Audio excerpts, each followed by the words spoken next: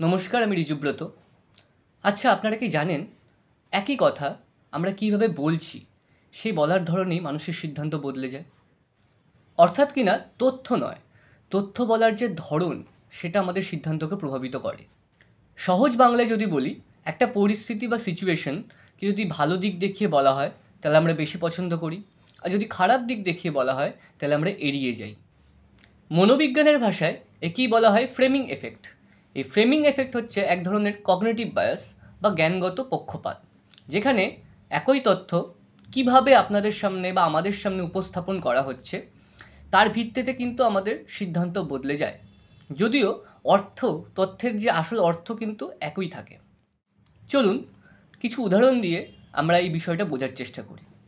ধরুন আপনি একটি দোকানে কেনাকাটা করতে গেলেন, তো গিয়েই দেখলেন যে দোকানের সামনেই লেখা রয়েছে 10% ডিসকাউন্ট। আপনার দেখে খুব ভালো লাগলো, বাহ, এটা খুব একটা ভালো অফার। কিন্তু ধরুন যদি লেখা থাকে যে আজ না কিনলে 10% বেশি দাম দিয়ে কিনতে হবে, তাহলে তখনই আপনার মনে হয় না আজকের মধ্যেই কিনে ফেলতে হবে। তথ্য কিন্তু এক, কিন্তু আমাদের আচরণগুলো কিন্তু ডিফারেন্ট। আবার ধরুন কোনো একটি খাবারের প্যাকেটে লেখা রয়েছে 90% ফ্যাট ফ্রি। এটা দেখে আপনার বেশ ভালো লাগলো, না খাবারটা বেশ স্বাস্থ্যকর। কিন্তু ধরুন যদি লেখা থাকতো 10% ফ্যাট আছে, তাহলে আপনার মনে কিন্তু আপনি কিন্তু এড়িয়ে যেতেন, না খাবারটা স্বাস্থ্যকর নয়। এক্ষেত্রে কী হলো, জিনিস এক কিন্তু ফ্রেমিংটা আলাদা। আবার ধরুন দুটো রেস্টুরেন্ট, একটি রেস্টুরেন্টে লেখা রয়েছে 299 টাকায় কম্বো অফার, আর আরেকটি রেস্টুরেন্টে লেখা রয়েছে 300 টাকায় কম্বো অফার।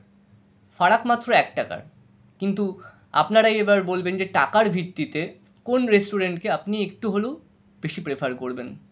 পড়াশুনো বা কাজের মোটিভেশনের ক্ষেত্রেও কিন্তু ফ্রেমিং এফেক্টের প্রভাব বিশাল রকমভাবে রয়েছে।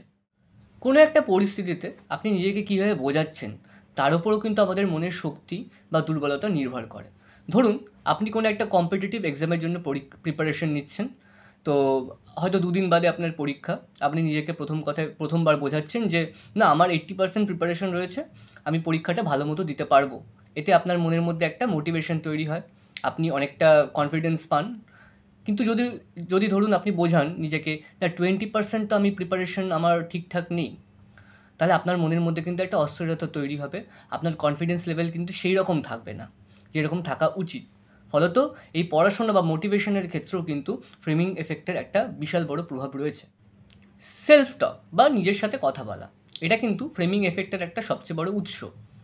ধরুন একটা পরীক্ষা আপনি দিয়ে এসেছেন, একটা পরিস্থিতি আমি বলছি, আপনি পরীক্ষা দিয়ে এসেছেন এবং সেই পরীক্ষাটা হয়তো আপনার ভালো হয়নি যতটা আপনি আশা করেছিলেন। তো এবার আপনি দুরকমভাবে নিজেকে বোঝাতে পারেন।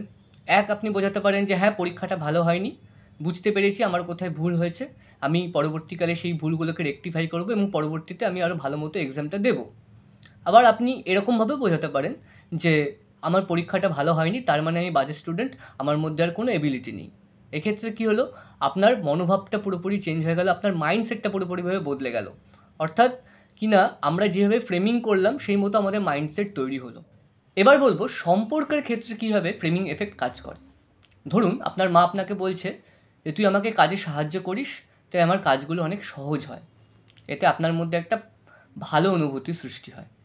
কিন্তু যদি ধরুন আপনার মা আপনাকে বলে যে তুই যদি আমাকে সাহায্য না করিস তাহলে কিন্তু আমার কাজগুলো অনেক বেড়ে যায়, এতে কি হয়, আপনার মধ্যে একটা গিল্ট ফিল তৈরি হয়। এক্ষেত্রে কথা কিন্তু এক, কিন্তু অনুভূতির যে ফ্রেম সেটা কিন্তু আলাদা। পলিটিক্যাল ক্ষেত্রে, মার্কেটিংয়ের ক্ষেত্রে বিভিন্ন অ্যাড এজেন্সিগুলো কিন্তু ভীষণ রকমভাবে এই ফ্রেমিং এফেক্ট ব্যবহার করে থাকে। ধরুন যদি পলিটিক্যাল ক্ষেত্রের উদাহরণ দিই, ধরুন একদল বলছে যে গোটা বিশ্বে প্রচুর মুদ্রাস্ফীতি হচ্ছে কিন্তু আমাদের দেশ নিয়ন্ত্রণ আছে।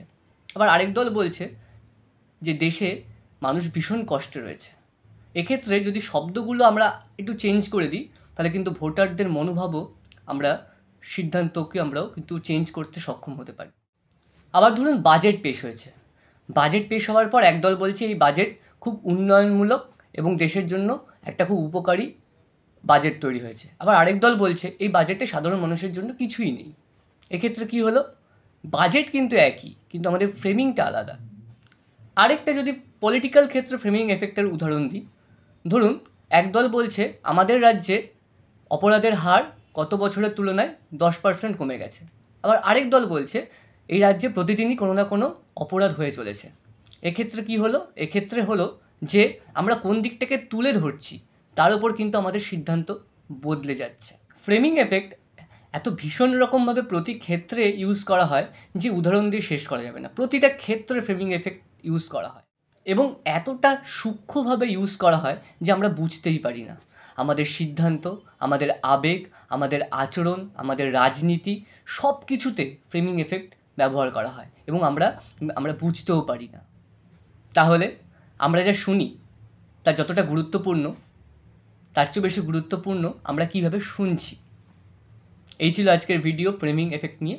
ভিডিওটি আপনাদের কেমন লাগলো অবশ্যই কমেন্টের মাধ্যমে জানাবেন এবং আপনারাও আপনাদের জীবনে কীভাবে ফ্রেমিং এফেক্টের সামনাসামনি হয়েছেন আপনাদের মতামত জানাতে পারেন।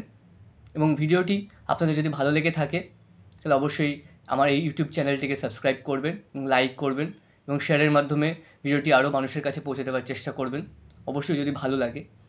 আর কমেন্টের মাধ্যমে জানাবেন পরবর্তীতে আর কী বিষয়ে ভিডিও দেখতে চান বা শুনতে চান।